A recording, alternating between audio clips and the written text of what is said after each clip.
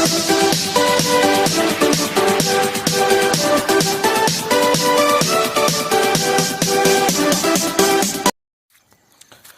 साथियों, आपका स्वागत है मेरा यूट्यूब चैनल पे। अब देखिए, दीक्षा टीपीडी झारखंड के अंतर्गत झारखंड राज्य के सभी शिक्षकों प्राथमिक से उच्चतर माध्यमिक स्तर के लिए शैक्षणिक सत्र 21-22 का प्रथम कोर्स टेक्नोलॉजी के साथ सीखना सिखाना। ये देखिए, नया कोर्स आ गया है, टेक्नोलॉजी के साथ सीखना सिखाना। इसका लिंक यहाँ पे दिया हुआ है, ठीक है। आप लिंक को जैसे टच करेंगे तो ये कोर्स प्रारंभ हो जाएगा, जो इसका समय सीमा है उसके अंतर्गत, ठीक है। तो ये पोर्टल पे उपलब्ध है, लेकिन पहले जानकारी और ले लेते हैं कि ये है किस तरह का कोर्स। दीक्षा को भारत सरकार द्वारा ई विद्या कार्यक्रम के अंतर्गत वन नेशन वन प्लेटफॉर्म के रूप में घोषित किया गया है एवं राज्य के सभी शिक्षकों को इस वेब पोर्टल पर अपना पंजीयन कराना है, ठीक है। सभी शिक्षकों को अपना पंजीयन कराना है। वर्तमान में राज्य के प्रारंभिक विद्यालयों के अधिकांश शिक्षक दीक्षा में अपना पंजीयन करते हुए शैक्षणिक सत्र 20-21 के लिए निर्धारित 14 TDP teacher professional development course एवं निष्ठा ऑनलाइन कोर्स कर चुके हैं। अब देखिए, ये विशेषकर है वैसे शिक्षक, विशेषकर माध्यमिक एवं उच्चतर माध्यमिक विद्यालयों के शिक्षक जिन्होंने अभी तक दीक्षा में अपना पंजीयन नहीं किया है, उन्हें निर्देशानुसार सूचित किया जाता है कि वे अपना पंजीयन वेब पोर्टल, जो देखिए लिंक दिया हुआ है, इसमें जाकर के अथवा किसी भी एंड्रॉयड फ़ोन में फ़ोन के प्ले स्टोर में ऐप को यानी दीक्षा ऐप को डाउनलोड करके कर सकते हैं, सुनिश्चित कर सकते हैं। क्योंकि इस सप्ताह से झारखंड राज्य के सभी स्तर के शिक्षकों के लिए दीक्षा पर शैक्षणिक सत्र 2021-22 के TDP कोर्स उपलब्ध कराए जा रहे हैं, ठीक है। अब देखिए, यहाँ जो है, जो मैंने अभी कोर्स बताए हैं दीक्षा TDP के अंतर्गत दिनांक 26/5/2021 से उपलब्ध कराए जा रहे हैं कोर्स टेक्नोलॉजी के साथ सीखना सिखाना का लिंक निम्नवत है एवं इसके पूरा करने की अंतिम जो है, इस कोर्स को पूरा करने की अंतिम तिथि 6 जून 2021 है, ठीक है। तो ये प्रारंभ हो जाएगा 26 मई को और 6 जून को ये ख़त्म होगा, ठीक है। तो चलिए, सबसे पहले आप लिंक को टच करते हैं। चलिए, यहाँ पे आप दीक्षा पे जाएंगे, मैंने पहले डाउनलोड कर लिया है। चलिए,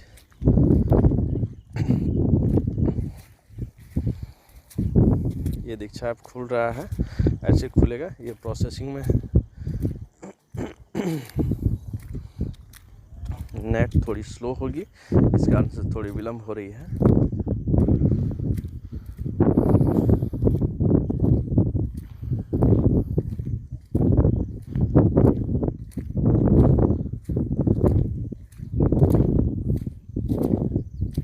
ये देखिए, दीक्षा ऐप जो है वो खुल गया है और इसमें जिस लिंक को हमने टच किया था वो लिंक जो है JS टेक्नोलॉजी के साथ सीखना सिखाना। तो टेक्नोलॉजी के साथ सीखना सिखाना ये कोर्स आपने टच किया, हमने टच किया, ये खुल गया। अब यहाँ से जो है आपको स्टार्ट लर्निंग पे जाना है। तो स्टार्ट लर्निंग पे जैसे ही जाएंगे तो आप जो है वो प्रारंभ कर देंगे, ठीक है। तो देखिए, स्टार्ट लर्निंग पे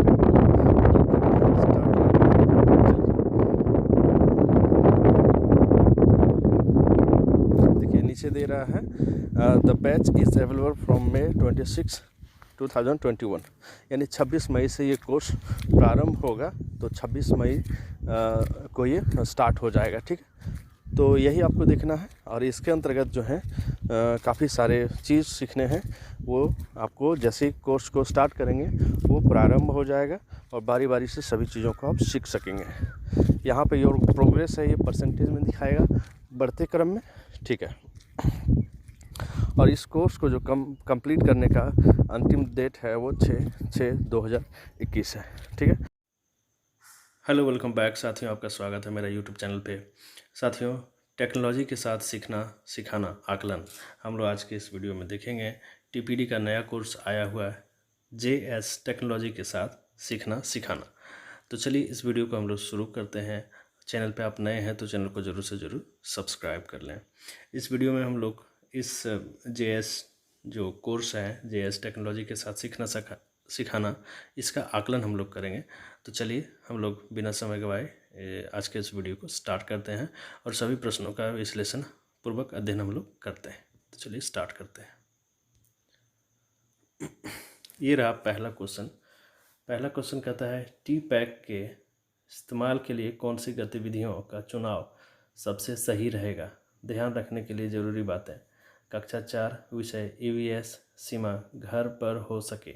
उद्देश्य प्लास्टिक से वातावरण पर हो रहे नुकसान के बारे में जागरूकता और संवेदनशीलता लाना। आप एक ही विकल्प चुन सकते हैं। तो देखिए 4 विकल्प है यहाँ, आपको एक विकल्प चुनना है। तो चलिए बारी बारी से हम लोग सारे विकल्प को देखते हैं।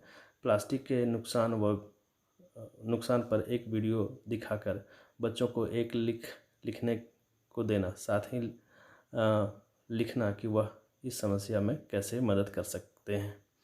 बच्चों को PPT दिखाकर प्लास्टिक के नुकसान के बारे में जानकारी देना और उन्हें सोचने के लिए कहना कि वह इसके बारे में क्या क्या कर सकते हैं। तीसरा है लाइव वीडियो में प्लास्टिक के नुकसान विषय पर चर्चा करना और अपने विचार साझा करने का मौका देना। फिर इस समस्या के लिए एक पोस्टर बनाने को कहना। चौथा है लाइव वीडियो बातचीत में अपने आसपास प्लास्टिक से होने वाली परेशानियों साझा करने और छोटे समूहों में इंटरनेट से पता लगाने को कहना कि प्लास्टिक पूरी दुनिया पर कैसे असर कर रहा है। समूह में फ़ोन पर चर्चा कर एक छोटी सी वीडियो या PPT में साझा करना कि उन्हें रोज़ में प्लास्टिक का इस्तेमाल कम करने के लिए क्या कदम उठाएं। तो इसका सही विकल्प हो जाएगा 4 नंबर। तो 4 नंबर को टिक करेंगे और सबमिट करेंगे। देखिए आपका सही आंसर हो गया। आगे बढ़ते हैं। अगला क्वेश्चन है दी गई योजनाओं को साइक्रोनस और एसाइक्रोनस तरीके से पढ़ाने के हिसाब से दी गई तालिका में ड्रैग करें। तो 4 ऑप्शन दिए हुए हैं, चारों को यहाँ साइक्रोनस और एसाइक्रोनस में आपको मैंने खाने में लाना, उसको बॉक्स में लाना। तो चलिए मैं इसको सीधा आंसर पे जाता हूँ। साइक्रोनस जो है उसमें 1 नंबर और साइक्रोनस में एक और ऑप्शन आ जाएगा 3 नंबर। यानी यहाँ मैं समझा दूँ कि 1 नंबर जो है रोज़ सुबह 2 घंटे के जूम पर क्लास लेना और शाम को एक ऐप के जरिए गृह कार्य भेज देना। और तीसरा है लाइव वेबिनार के जरिए किसी विषय पर चर्चा करना और अंत में प्रश्न उत्तर का सत्र रखकर शंकाओं को दूर करना। ये साइक्रोनस में। साइक्रोनस में नंबर 2 और नंबर 4। तो 2 नंबर है एक विषय पर छोटा सा ऑनलाइन कोर्स बनाना जिससे बच्चों को 1 महीने के समय में पूरा देखकर उसके साथ दिए गए सवालों का जवाब देना होगा। और चौथा है व्हाट्सएप टेलीग्राम के जरिए बच्चों को छोटी छोटी गतिविधियाँ भेजना, फ़ोन पर सहूलियत के हिसाब से चर्चा करना और फ़ोटो खींचकर अपने काम को जमा करना। तो चलिए आप इसको सबमिट करते हैं। सबमिट किया मैंने, देखिए सही आंसर हो गया। अगला क्वेश्चन हम लोग देखते हैं। नंबर 3 कहता है कि 7 साल की कोमल दिल्ली की एक छोटी सी बस्ती में एक कमरे के घर में रहती है। उसके घर में माता पिता के अलावा एक बड़ा भाई और एक छोटी बहन है।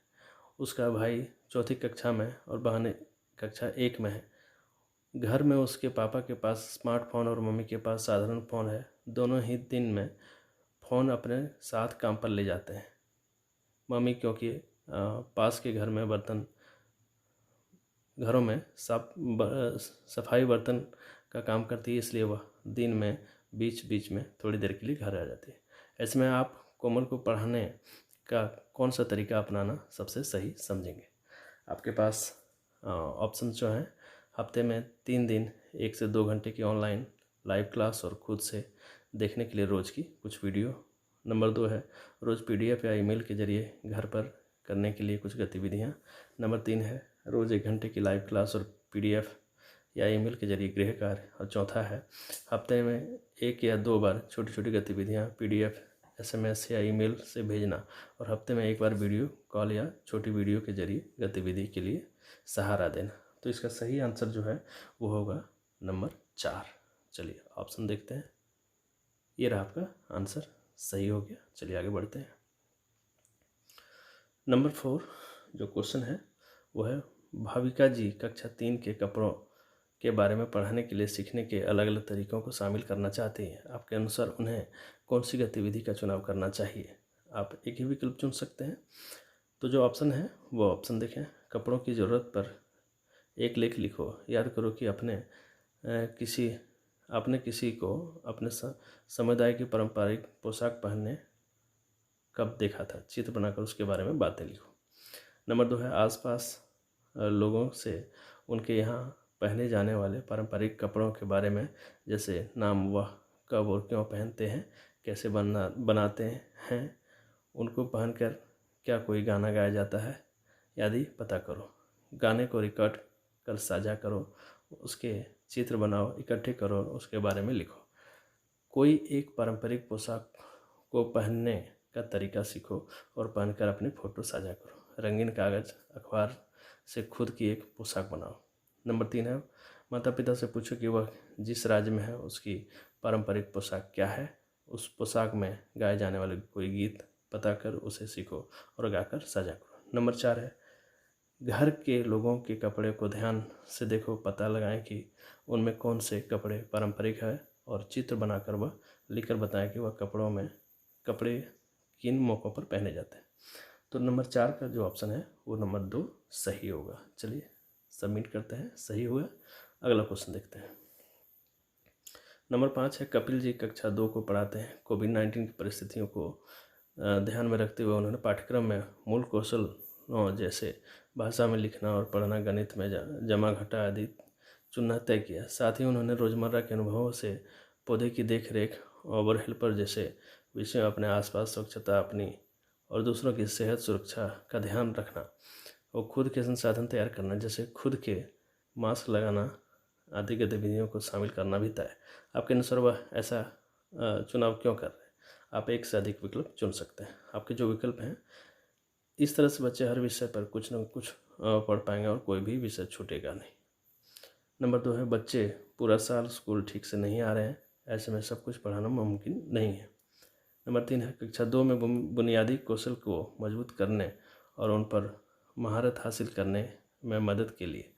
नंबर 4 जो है कोविड-19 की परिस्थितियों में अपने घर और आसपास पनप रही समस्याओं को समझना और मिलकर उपाय सोचना, ताकि ऐसी गंभीर परिस्थितियों से जूझा जा सके। तो नंबर 5 का जो है सही आंसर हो जाएगा नंबर 3 और नंबर 4। चलिए सबमिट करते हैं। ये देखिए आपका आंसर सही हो गया। आगे बढ़ते हैं।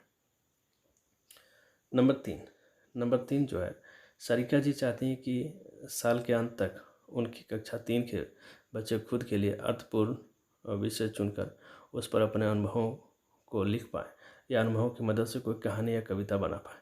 अगर वह बच्चों से यह उम्मीद रखती हैं तो उसके लिए सबसे सही तरह की गतिविधियाँ कौन सी होगी? आप एक ही विकल्प चुन सकते हैं। आपके पास 4 ऑप्शन हैं। चलिए ऑप्शन को हम लोग समझते हैं। बच्चों को 2 दिन अपने आसपास अवलोकन कर कोई एक विषय चुनने को कहना, जिसके बारे में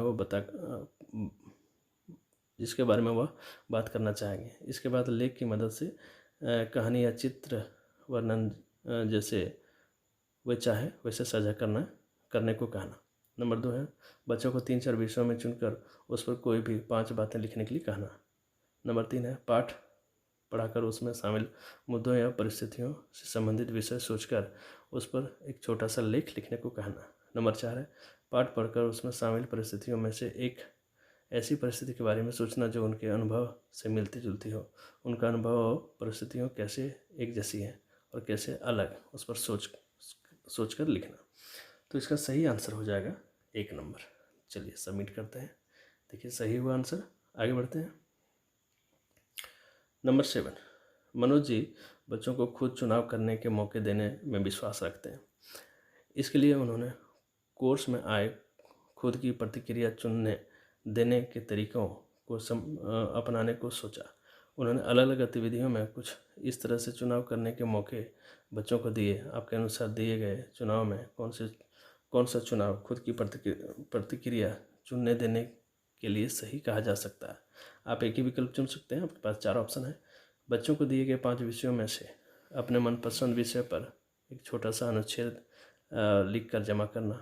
नंबर 2 है बच्चे अपने लेख अनुच्छेद को चित्र खींचकर ऑडियो की तरह रिकॉर्ड करके कंप्यूटर या टाइप करके ईमेल कर सकते हैं, जो उसके लिए मुमकिन हो। बच्चे चुने हुए विषय के लिए अपने विचार अपनी पसंद के हिसाब से प्रस्तुत कर सकते हैं, लेख लिखकर, कहानी, कविता बनाकर, चित्र बनाकर, प्रेजेंटेशन के जरिए बच्चे अपना काम 1 महीने के अंदर भी कर सकते हैं। जिनको जितना समय लेने की ज़रूरत है लेंगे वह उतना समय ले सकता है। तो नंबर 7 का जो सही आंसर है वो हो जाएगा नंबर 3 इसका सही है। चलिए सबमिट करते हैं। ये देखिए आंसर आपका सही हुआ। आगे बढ़ते हैं। नंबर 8, आपके अनुसार दिए गए सवालों में से कौन से सवाल ऑनलाइन चर्चा को आगे बढ़ाने और बच्चों की सोच को गहरा बनाने में मददगार रहेंगे? आप एक से अधिक विकल्प चुन सकते हैं। आपके पास 4 ऑप्शन है। हमें आजकल बाहर जाते हुए मुंह पर क्या लगा कर चलना चाहिए? आजकल हमें घर से बाहर जाते हुए किन किन बातों का ध्यान रखना चाहिए और क्यों? क्या आजकल बाहर जाकर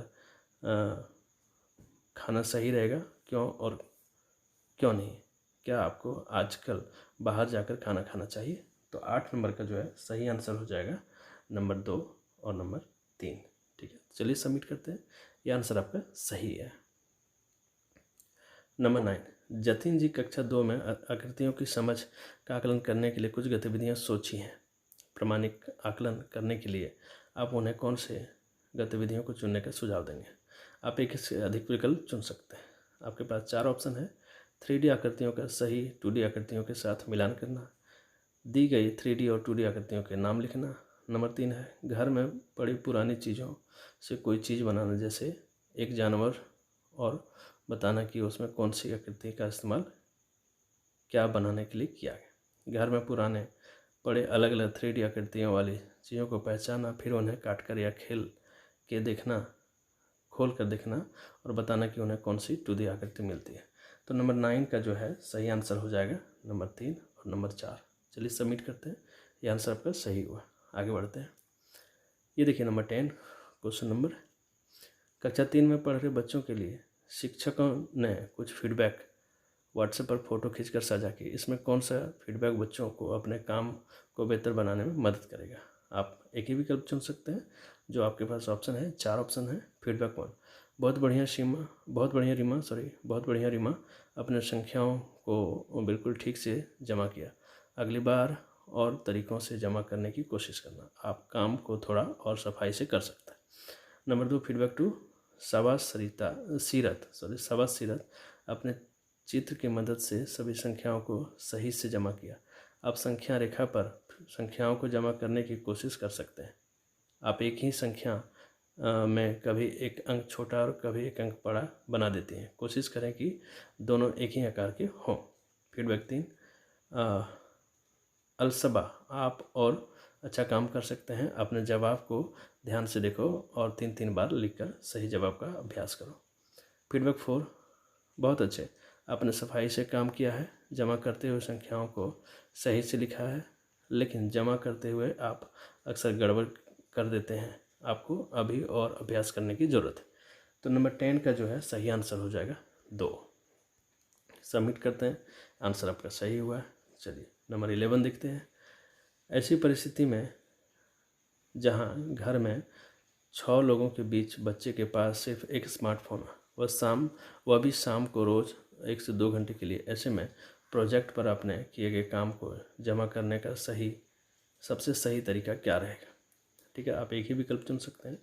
प्रोजेक्ट की रिपोर्ट को पावर पॉइंट या प्रेजेंटेशन द्वारा तैयार कर प्रदर्शित करना, प्रोजेक्ट की पूरी रिपोर्ट MS वर्ड पर टाइप करके चित्र के साथ जमा करना, अपना एक वीडियो बनाकर अपने पूरे प्रोजेक्ट को दिखाना और उसके बारे में विस्तार से बताना, प्रोजेक्ट की रिपोर्ट को हाथ से लिखकर या चित्र चिपकाकर या बनाकर अपने काम की फ़ोटो खींचकर साझा करना। तो नंबर 11 का जो है सही आंसर हो जाएगा नंबर 4। चलिए सबमिट करते हैं।